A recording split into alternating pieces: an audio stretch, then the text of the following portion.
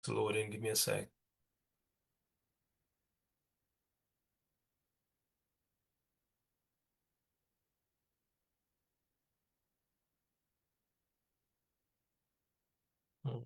Let's see if we can get that audience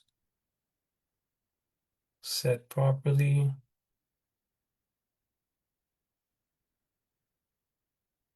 Great. Great. Perfect. All right. Let's go back here, share this, and we're off. All right.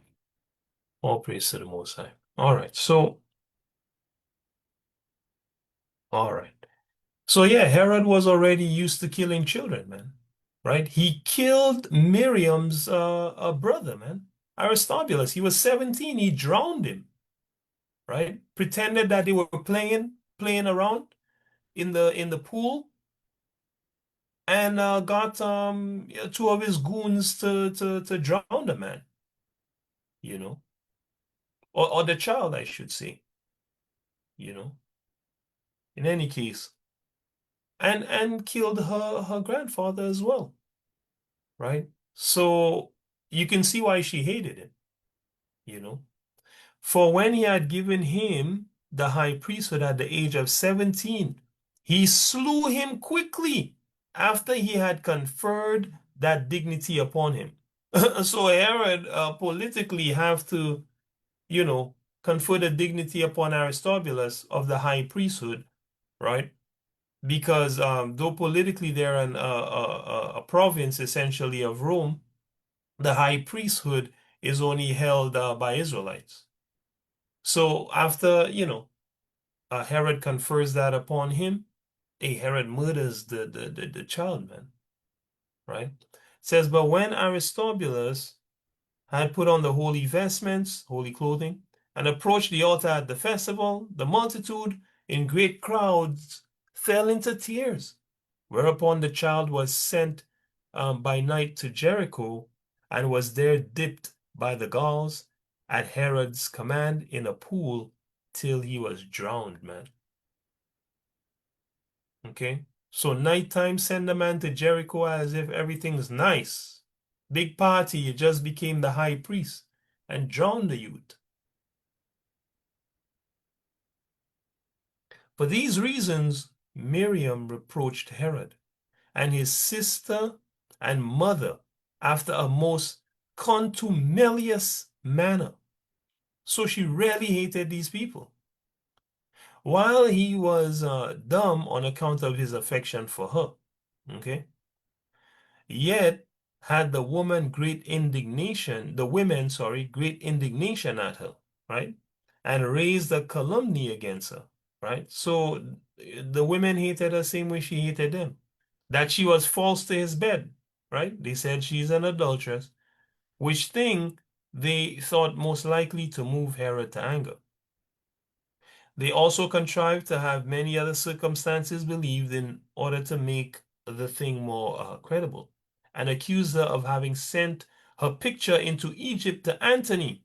This is the Antony I'll tell you guys about. And that her lust was so extravagant as to have thus showed herself, right? So she's sending pictures to Mark Antony in Egypt. That's the story they made up about the Israelite, man. These damn Edomites, right? It says, though she was absent to a man that ran mad after women, okay? And to a man that had it in his power to use violence to her, okay? So this is the rumor they spread that she's sending pictures to Antony, right? This charge fell like a thunderbolt upon Herod and put him in disorder. And that especially because his love to her occasioned him to be jealous, and because he considered with himself that Cleopatra was a shrewd woman, and that on her account Licinius the king was taken off, all right, as well as Malichus the Arabian, for his fear did not only extend to the dissolving of his marriage, but the danger of his life. What does this mean? This is saying Herod was also afraid that Miriam was friends with Cleopatra, because Cleopatra is all business. And Cleopatra had gotten certain men killed and other men to lose their power, right? So he himself was in fear, right? Because Miriam was friends with Cleopatra. Okay. So what happens then? When therefore he was about to take a journey abroad, he committed his wife to Joseph. All right. So he gave a certain man to take care of his wife. Which man? His sister Salome's husband. Okay. As to one who would be faithful to him. So he gave it to him to take care of because he didn't think anything, the man would try anything on his wife. And bear him goodwill on account of their kindred, right? He also gave him a secret injunction. So why he liked him? Because they were both Edomites, their kindred, on account of their kindred. And they were family. He also gave him a secret injunction that if Antony slew him, that is Mark Antony, he should slay her, right? So if Mark Antony killed Herod, um, Joseph should kill Miriam, Herod's wife. But Joseph, without any ill design, and only in order to demonstrate the king's love to his wife, how he could not bear to think of being separate from her, even by death itself, discovered this grand secret to her. So this guy Joseph, he went and told Miriam that your husband said if Mark Antony kill him, kill you, because he loves you so much, he can't live without you. Right? This is what this guy Joseph went and told Miriam. Okay. It says, upon which, when Herod was come back, and as they talked together, and he confirmed his love to her by many oaths, and assured her that he had never such an affection for any other woman as he had for her. Yes, she said, thou didst to be sure demonstrate thy love to me by the injunctions thou gavest Joseph. So Miriam, like a real sister, said, yeah, man, you're definitely showing your love for me because of the instructions that you give Joseph. When thou commandest him to kill me, right? Yeah, that definitely shows your love for me, Herod.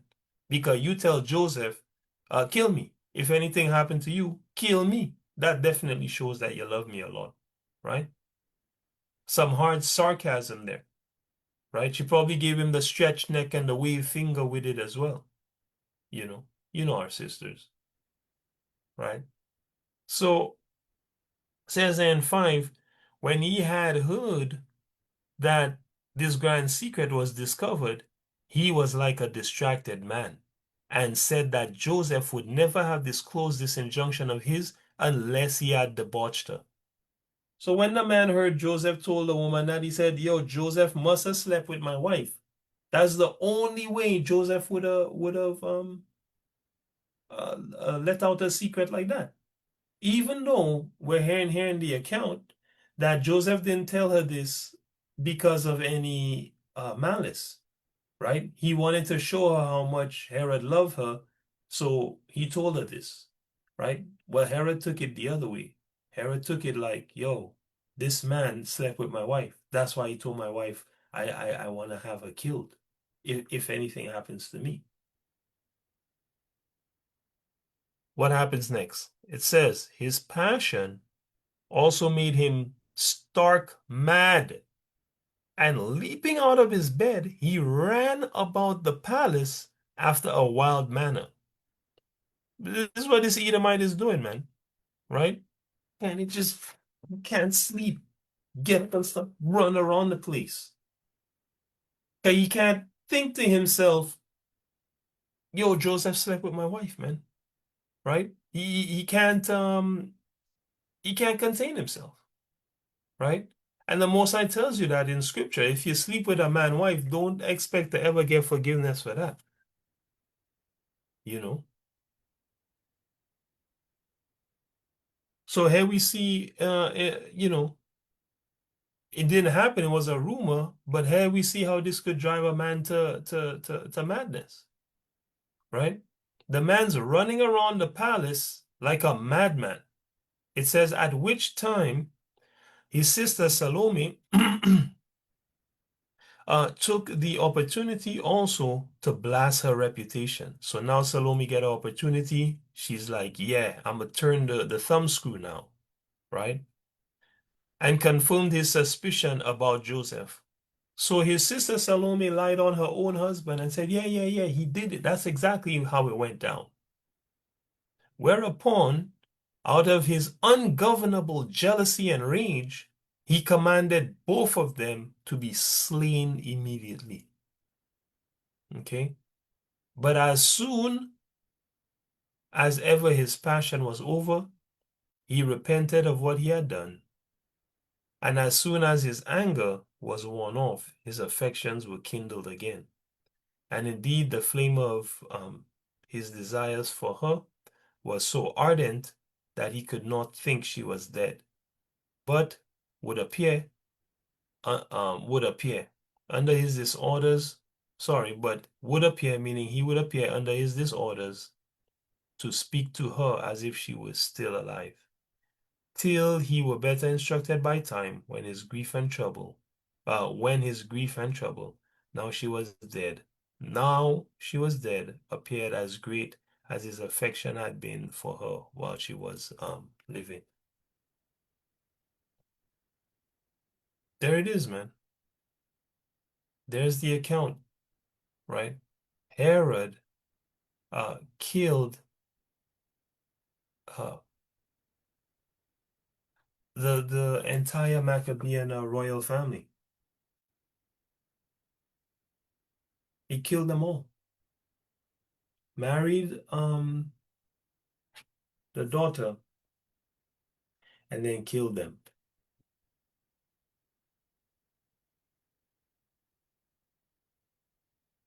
Now, if I remember correctly, there was one other guy. He himself had died before in war. And so there was no one, right, left but this damn demon, you know. It says, just bear with me.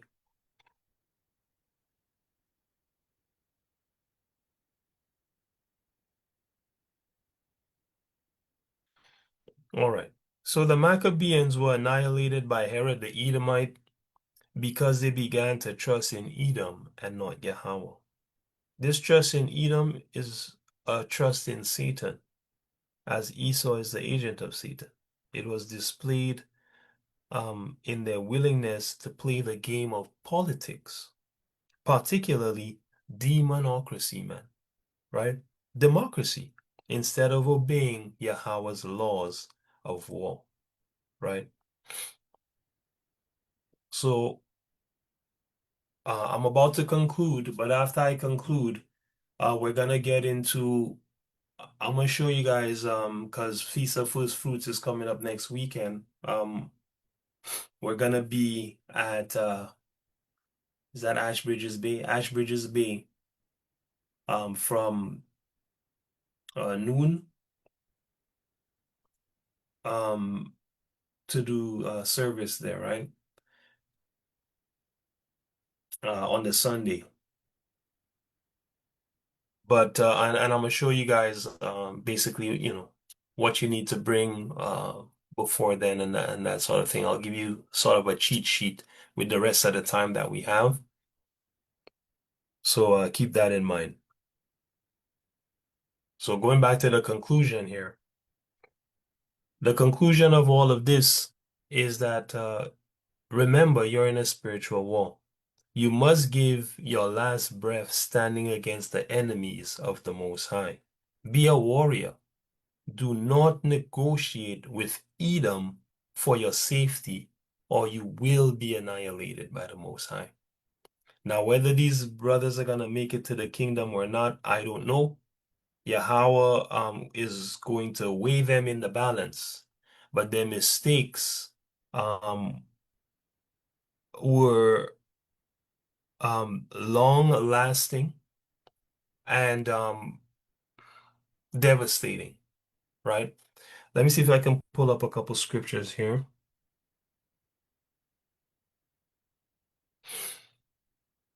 Let's go to Sirach 4.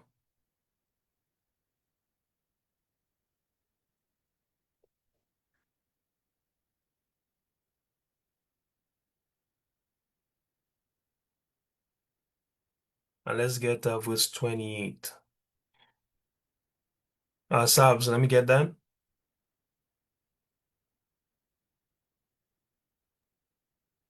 Strive for the truth unto death, and Yahweh shall fight for thee. Read it again. Strive for the truth unto death, and Yahweh shall fight for thee. That's the standard, man. Fight for the truth until you die, man. And Yahawah will fight for you. You understand? That's plain, right? These brothers fought for the truth, but not unto death, right? And I'm gonna bring out a couple of scripts that will show the cost of them not doing that. See, you're not just affecting yourself when you don't do it. You're affecting generations of Yahweh's people now and later on. You understand? Because look, our ancestors got us put in slavery, man. And now we can't come up. No matter what we do, a boot is on our neck and we can't come up, man. Because they refuse to keep the law, statutes, and commandments of the Most High. Right? So sin doesn't just affect us, man. It affects our nation as well, our generations as well. Right? We're making it harder for our people coming after us by not practicing righteousness. We're making it harder for the people around us by not practicing righteousness. You know,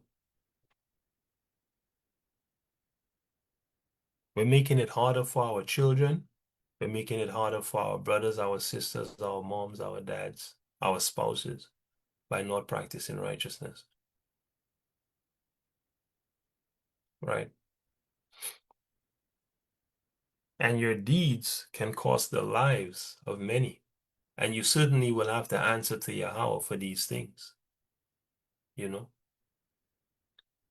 Let's go to okay, we read Isaiah 65. Let's read Revelation 13, 9 and 10. Let me get that, Sister Kira. Actually, KK, can you read? I'm here. I Okay. can read. All right. So let's get verse 9 and 10 here. This is Revelation chapter If 13. any Sorry, go ahead. if any man have an ear, let him hear. He that leadeth into captivity shall go into captivity. He that is killeth with the sword must be killed with the sword. Here is the patience and the faith of the saints. Yeah. And of course, we know the saints by Psalm 148, verse 14, 13 and 14. Last two verses. We know the saints are the children of Israel.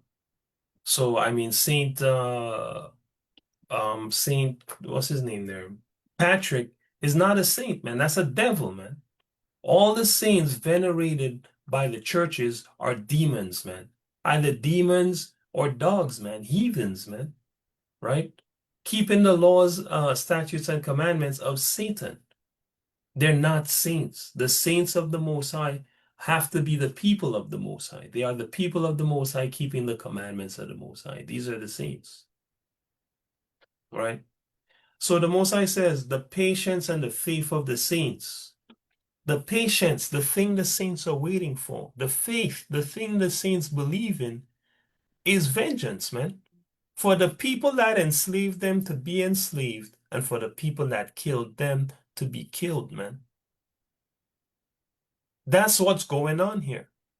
It's not a one love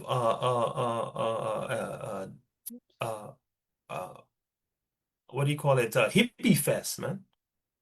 That's not what's going on here. The Most High has separated holy from profane, and he shall save the holy and slay the profane. In fact, the profane who have ruled over his people and destroyed them are gonna get their payback. And that's the whole point of our faith, man. Now, if you're not there in your mind and in your spirit, this is where you need to get to. This is the whole patience and faith of the saints. Vengeance of the Most High upon your enemies. Right? The Maccabees forgot, man. They forgot. Their father gave them the instruction and they forgot it. They disobeyed. They didn't do uh, uh, uh, the will of their father, which was the will of Yahawah, right? And look where we are today because of it, right? And I'm gonna show you guys a little closer to home some things that happened um, at that time, right? And then we'll wrap this up and we'll get into the cheat sheet. So let's go to Luke chapter 14 and we'll read 27 to 34. Sabs, if you could get that for me, please. Luke chapter 14, and then we'll read from 27 to 34. What is Yahawashi saying? Go ahead. And whosoever doth not bear his cross and come after me cannot be my Excuse me? disciple. Right. So the Yahawashi said, if you're not willing to carry the burden, you can't be his disciple. This is not a road where you're skipping down the street like they show you in the Disney shows, man. Okay? You're bearing the staros, man. You're bearing the cross beam. You understand? Of the stake on which they crucified Yahawashi, man. Just like he bore it. The scriptures tell you have to share in his suffering. You have to share in his suffering to share in the glory.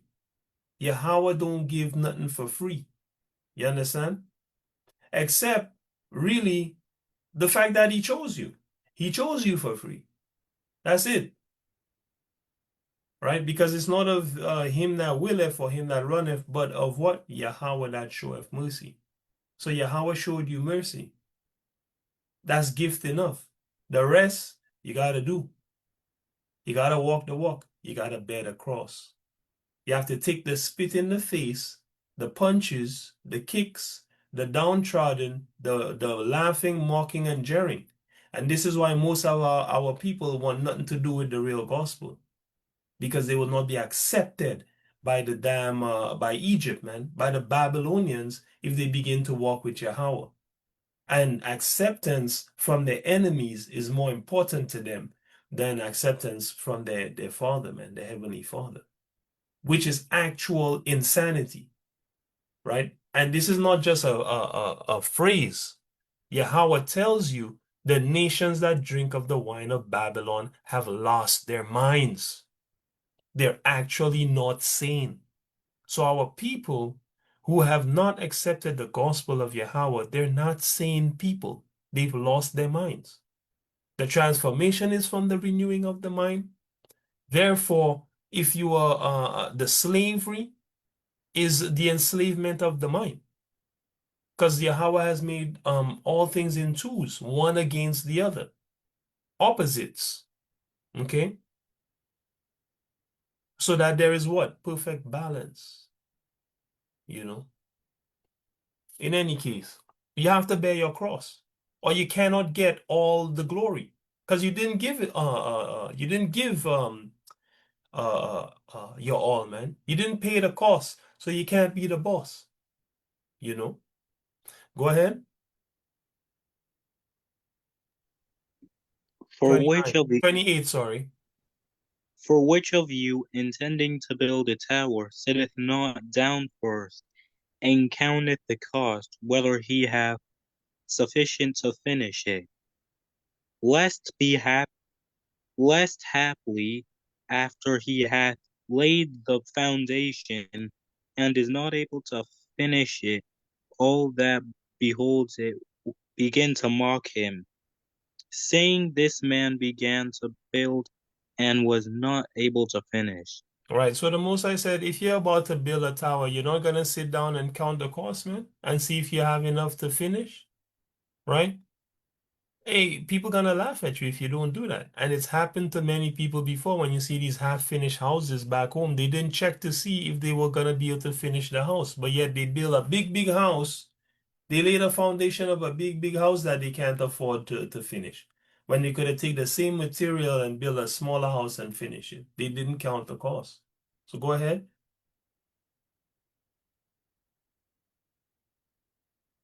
31. Or or what king going to make war against another king sitteth not down first, and consulteth whether he be able with 10,000 to meet him that cometh against him with 20,000? Mhm. Or well, or else, while the other is yet a great way off, he sendeth an ambassage and desireth conditions of peace. So likewise, whosoever he be of you that forsaketh not all that he hath, he cannot be my disciple. Read that again.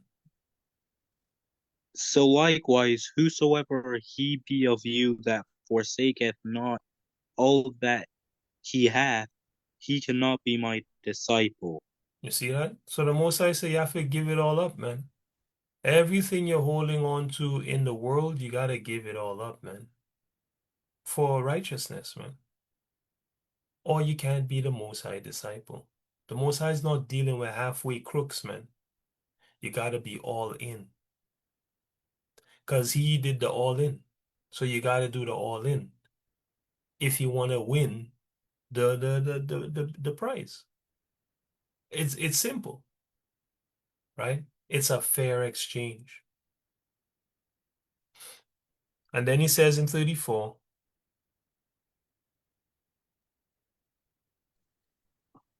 Oh, salt is good, but if the salt have lost its savor, wherewith shall it be seasoned? right? So if salt don't have salty flavor, what's the good? What good is the salt, right? Go ahead. It is neither fit for the land, nor yet for the dunghill.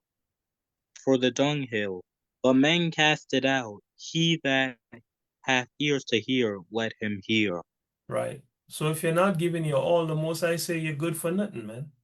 You're not good for one, not you're not good for the land to even give it a little nourishment. You're not good for the dunghill. Not even for the dunghill, man. And what the dunghill used to do? Well, the dunghill you leave it there, you let it compost and stuff, and again you put it in the land and it turn into something good. The most I say if salt lose its savor, meaning if a man or woman will not practice righteousness, what are they good for? The most I say they're not good for anything. Men cast out the salt that don't have the saltiness. So guess what? If you're not going hard for Yahawah, if you're not all in for Yahawah, you're gonna get cast out. That's what's gonna happen. And these brothers didn't put the all in. That's why this happened in their family. Now we're gonna look at two of the effects in the whole of Israel, and then that'll be it for this portion of the lesson. I'm gonna cut the live, and then we'll talk about the first feast of first fruits uh, cheat sheet. So first thing I want to look at is where it says Rachel will not be comforted. Actually, yeah, Rachel will not be comforted.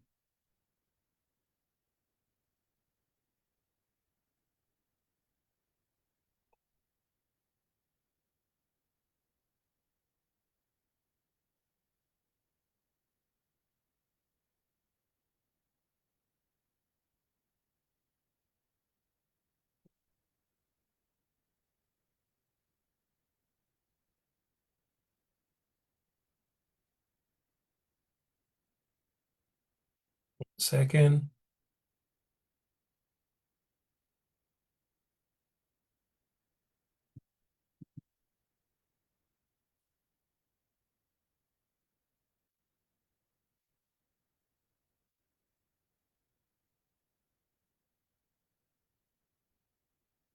This is Jeremiah 31. Hmm.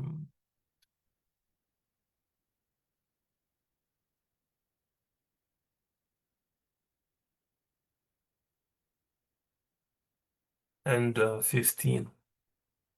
Thus saith Yahawah, a voice was heard in Ramah, lamentation. So this is a prophecy. Okay, and this is already in the book, and then the Israelites get to see it come to pass. Thus saith Yahawah, a voice is heard in Ramah, lamentation and bitter weeping. Rachel or Rachel, weeping for her children, refused to be comforted for her children because they were not. Thus saith Yahawah, refrain thy voice from weeping and thy eyes from tears, for thy work shall be rewarded, saith Yahawah, and they shall come again from the land of the enemy. Okay?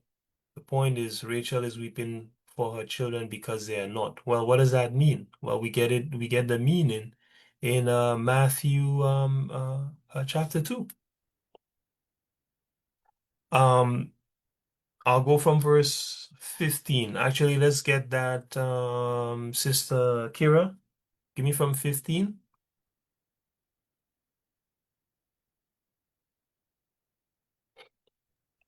And there was until the death of Herod, that it might be fulfilled which was spoken of by the Lord by the prophet, saying, Out of Egypt have I called my son. Right, Then so Herod, so hold on. This is kind of like a double whammy because I was gonna go to 15 after this. But we'll go a bit higher after that. Actually, let me just do this. Wait, hold on. Yeah, go ahead. Go ahead. Right, sorry. So this is showing in 15 where Yahawashi had to run away to Egypt, man, because Herod was ruling and was killing all the Israelite babies, man, from 2 years old and under. Why? Because he heard that a child was gonna be born that would be king of the Israelites, man, king of the Jews, king of the Judeans, and he did not want that to happen. So just like he was accustomed doing in the past, he shed the blood to keep his position of power, man. Now, who does that sound like to you? Right? Read on. then Herod, when he saw that he was mocked of the wise men, was exceeding wroth, and sent forth, and slew all the children that were in Bethlehem, and in all the coasts thereof, from 2 years old and under, according to the time which he had diligently inquired of the wise men. And this is the exact same Herod that we were reading about in Josephus. This is the exact same Herod we're reading about in Josephus. All right? Just doing his thing, man, to try to keep his power. Kill all the youths from 2 years old and under in Bethlehem. Right? Just like his ancestors before him slew the children and hung them by their necks when the wars of the Maccabees, just before the wars of the Maccabees started. Right? So they've been accustomed to massacring us, man. Just like they massacred us when they exiled us from Portugal. Just like they massacred us when they brought us here on the slave ships. Just like they massacred us in West Africa and in south of the Sahara Desert, you know, just like they're massacring us today, man, right? But today you're getting it wise. They're putting it in your food, in your so-called medicine, which is drugs. Yahweh literally says, don't take drugs. Witchcraft the word translated as witchcraft is drugs, right? So and they're still giving you the bullet on the street, man. You're saying, I rebuke you in the name of Jesus and getting a gunshot in your face, man. The old hatred is still here today and it will be here until Yahawashi stops it. So you better not find yourself on Satan's side, because you're gonna die with it now and forevermore. So where were you? 16? Then Herod, go ahead. No, no, 17. If you're speaking, Sister Kira can't hear you at all. Sorry, 17. Mhm. Then was fulfilled that which was spoken by Jeremy the prophet, saying, In Ramah was there a voice heard, lamentation and weeping, and great mourning, Rachel weeping for her children, and would not be comforted because they are not. You see that? So we see the prophecy in Jeremiah, and then we see the prophecy fulfilled here in the book of Matthew, the second chapter, right? Um, so because of the disobedience of the Maccabean brothers, man, getting to a point where they're converting Edomites, we have the fulfillment of this prophecy where the children of Bethlehem are slain, man, because Herod is trying to prevent Yahawashi from uh, growing up and taking the throne, thinking that it was carnal, you know. So this is how the brothers' sins resulted in the death of many Israelites. And look what happened. It also resulted in the exile of Yahawashi because read 19. But when Herod was dead, behold, an angel of the Lord appeareth in a dream to Joseph in Egypt, saying, Arise, and take the young child and his mother, and go into the land of Israel, for they are dead which sought the young child's life. And he arose, and took the young child and his mother, and came into the land of Israel. Right. And if we read if we pull up the whole chapter, we can get the context. Um, it says here, we go from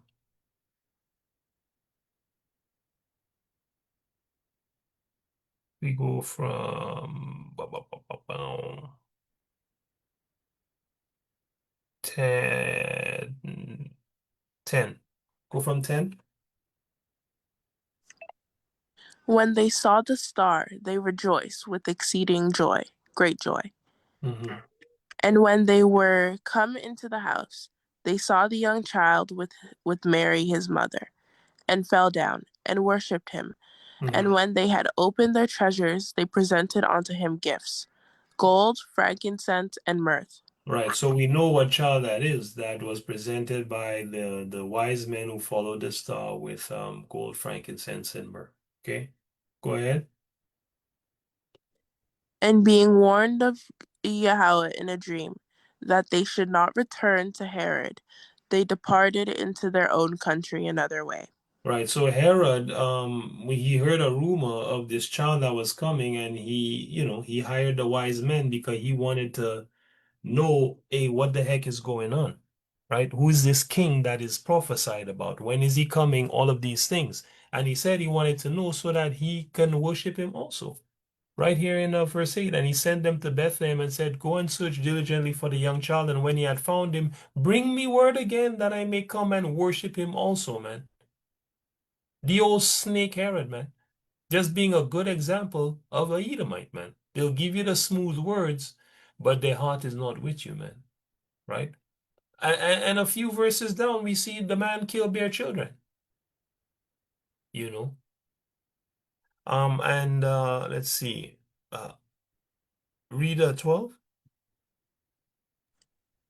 And being warned of Yahawah in a dream that they should not return to Herod, they departed into their country another way.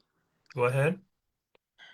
And when they were departed, behold, the angel of Yahawah appeareth to Joseph in a dream, saying, Arise, and take the young child and his mother, and flee into Egypt, and be thou there until I bring thee word. Mm-hmm. For Herod will seek the young child to destroy him. No, he wanted to worship him. Hmm? Did it No, say, did it say worship him or destroy him?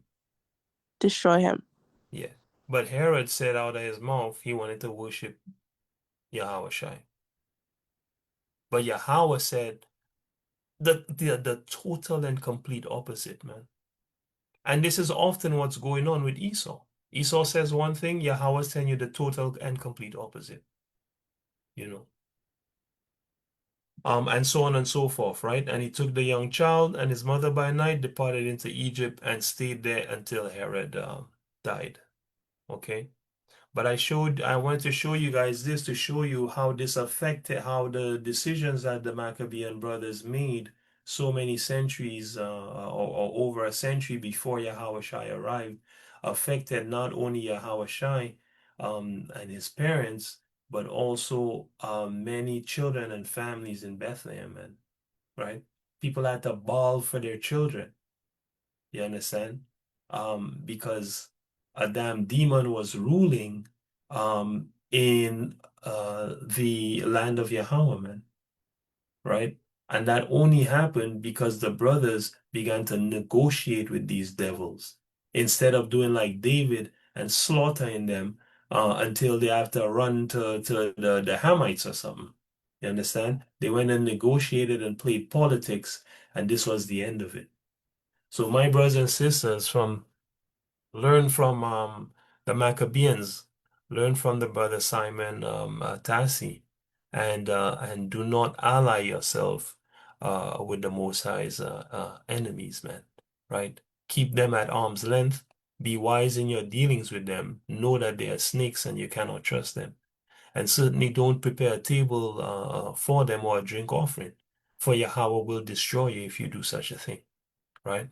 And with that, all praise to the Most High. For the people on the line, um, who are watching this later or watching it now on various social media platforms, be sure to keep the link if you want to learn how to truly serve the true black God of the universe. You Negroes, you are the Israelites, you need to come and serve your God, because if you don't do that, you're going to stay in the state of destruction that you're in right now, and you're going to end up in a worse state when Yahawashi returns to return the rulership of the world to his people.